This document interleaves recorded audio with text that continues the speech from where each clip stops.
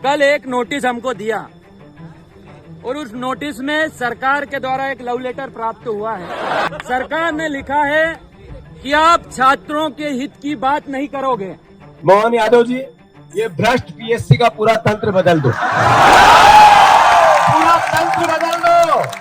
अगर ये तंत्र रहा तो ये बच्चों का भविष्य तो खराब होगा, पर आपकी सरकार का भविष्य भी सही नहीं रह सकता। सही है कि गलत? एमपीपीएससी के अभ्यर्थियों ने गुरुवार को भी अपना प्रदर्शन जारी रखा। रात भर के कड़ाके की ठंड के बाद भी गुरुवार को अभ्यर्थी मध्य प्रदेश लोक सेवा आयोग इंदौर ऑफिस के बाहर बैठे हैं। बुधवार को यह आंदोलन शुरू हुआ था। इंदौर में पिछले 26 घंटे से यह आंदोलन जारी है। गुरुवार दोपहर भी बड़ी संख्या में अभ्यर्थी यहां पहुंचे और नारेबाजी की।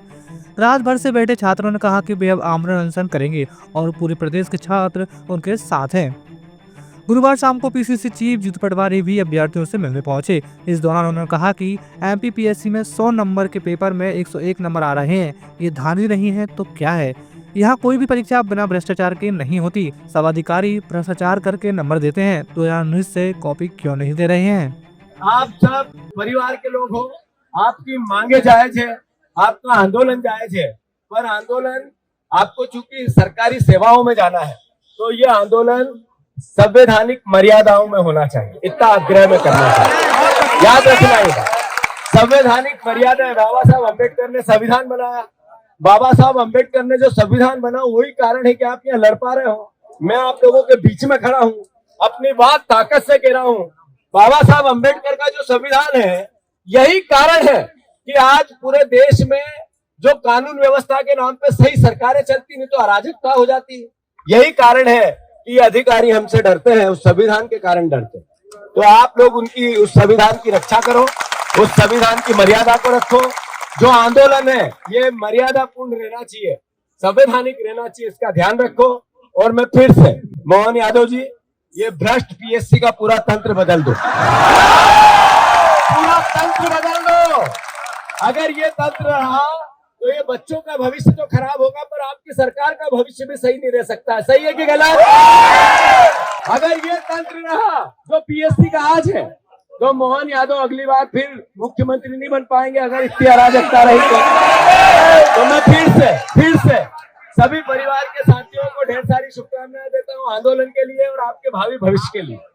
आज नहीं तो कल सरकार को सद्बुद्धि और अक्कल आएगी, चिंता मत करना। हम फिर से कल विधानसभा में आपकी पूरी आवाज, आपकी मांगे ये मैंने रख ली है, ये सारी उठाऊंगा और सारे विधायक एक साथ ये सारे पर्चे लेके अंदर जाएंगे और आपकी बात पूरे पर्चों के साथ उठाई जाएगी। आप पीएससी में जो घोटाले घपले हो रहे हैं उनकी बात नहीं करोगे, आप वैकेंसी बढ़ाने की बात नहीं करोगे। यदि आपने ये बात करी तो हम आपके ऊपर एफआईआर करके आपको जेल में डाल देंगे। ये कौन कह रहा है? ये कौन कह रहा है? मध्य प्रदेश की सरकार कह रही है। मैं माननीय प्रधानमंत्री जी से और माननीय मुख्यमंत्री जी से पूछना चाहता हूं, कल आप पूरे दिन भर कह रहे थे हम अंबेडकर जी का सम्मान करते हैं, हम संविधान का सम्मान करते हैं, हम अंबेडकर जी के पद चिन्हों पर चलते हैं। आप अंबेडकर जी के बनाए हुए संविधान जिसमें आर्टिकल 19 जो हमको ये कहता है कि हम शांतिपूर्वक धरना प्रदर्शन कर सकते हैं, उस संविधान की हत्या करने का काम आप कर रहे हो। बाबा अंबेडकर जी का अपमान करने का काम मध्य प्रदेश की सरकार कर रही है। इस पर बात करनी पड़ेगी। अब किस प्रकार से शांतिपूर्वक आंदोलन को कुचलने का प्रयास किया जा रहा है, आर्टिकल 19 का खुला उल्लंघन किया जा रहा है, संविधान में जो हमको अधिकार मिले हैं उन अधिकारों को छीनने का काम किया जा रहा है। और बाबा साहब को पता था कि आने वाले समय में ऐसे राज, इस प्रकार के मुख्यमंत्री आएंगे, प्रधानमंत्री आएंगे जो इस देश की जनता का शोषण करने का काम करेंगे। उनको पता था, उस कारण उन्होंने आर्टिकल 19 बनाया और हमको ये हक अधिकार दिया कि हम शांतिपूर्वक आंदोलन कर सके। मीडिया कहाँ गई?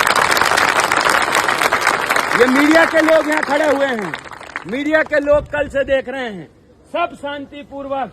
आज तक किसी ने एक नारा भी ऐसा नहीं लगाया जिससे अशांति हो जाए। शांतिपूर्वक आंदोलन कर रहे हैं, लेकिन कुचलने का काम किया जा रहा है।